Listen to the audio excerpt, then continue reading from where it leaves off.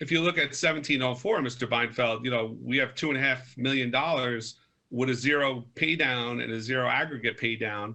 So the money is just sitting there. We're paying off the interest and paying the fees to go out for these bands.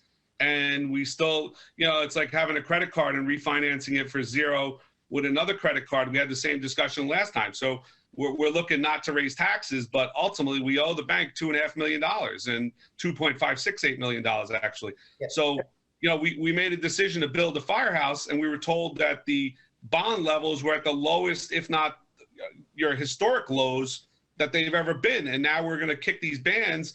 And what happens if the interest rates go up, which there's a lot of, the price of lumber fell on Friday and crushed the market. And, the homeowner's mortgage, which I know is not tied into the bonds, but it is tied in somewhat, is going to go up. And that's why a lot of people are getting leery about buying homes, because that interest rate is going to go up because of what's happening with the commodities markets. So, to pass another ban to keep our taxes low again this year, like we did last year, and it's not what the council had envisioned. We had envisioned bonding cheap money, and we're just kicking the can down the road like the previous administration's done. And then, like in 2017, when we all took office, except for Mrs. Morgan and Mrs. Feeney, we got hit with these huge things, and we had to pay them off and refinance it all. And it just doesn't make sense to me. We owe six. We made a decision to build a firehouse. We made a decision for 1.8 million in capital improvements. We need to pay for it.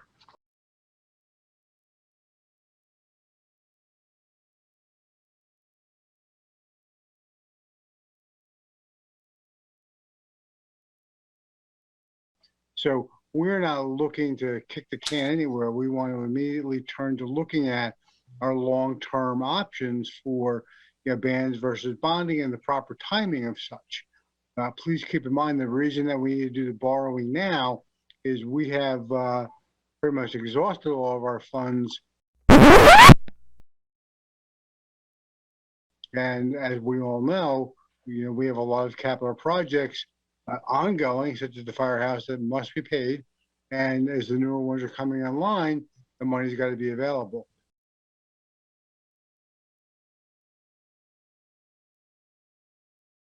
But at the end of the day, we want to evaluate with Phoenix, Mr. Beinfeld, and LVH what our long-term options are sooner rather than later. But shouldn't we have that information before we make a decision on this, Mr. Tovo? It's not required to do so. We need the cash right now. That's why we're going to the note sale, and we're going to immediately convene afterwards to look at our bonding issues. So by the time this note expires in a year, we should have all those answers.